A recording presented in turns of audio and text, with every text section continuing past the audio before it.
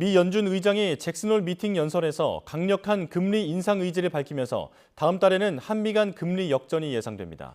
이에 따라 환율 불안이 가중되고 세계 각국의 소비 위축으로 무역 적자가 더 심각해질 가능성이 있습니다. 보도에 박홍구 기자입니다.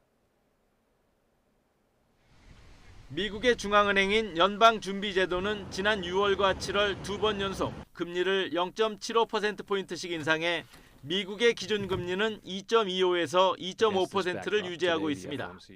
우리는 한은금융통화위원회가 지난 25일 기준금리를 인상해 지금 한미금리는 같은 수준입니다.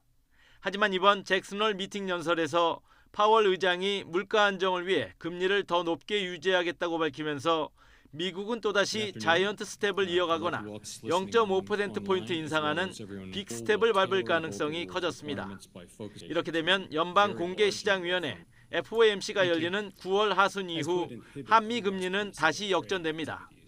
다음 달에는 한국은행이 금리 결정 회의를 열지 않기 때문에 금리 격차는 10월 중순 이후에나 좁혀질 수 있습니다.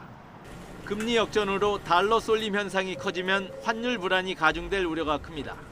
원달러 환율은 지난 23일 1345.5원으로 2009년 4월 이후 13년 만에 최고치를 기록하는 등 연일 불안한 모습을 보이고 있습니다. 미국 금리가 많이 오를 거라고 생각하면은 달러 공급이 잘 안 되는 이런 상황들이 발생할 수가 있어가지고요. 환율 시장 변동성이 더 커질 수 있는 상황이다라고 보시면 될 것 같습니다. 미국의 금리 인상은 주요 교역 대상국인 중국과 미국, 유럽연합의 소비 위축으로 이어져 수출에도 타격을 줄 것으로 보입니다. 올해 무역 수지는 4월부터 7월까지 넉 달 연속 적자를 낸 데 이어 이번 달에도 20일까지 무역 적자가 102억 달러에 달하며 적자 규모가 커지는 추세입니다.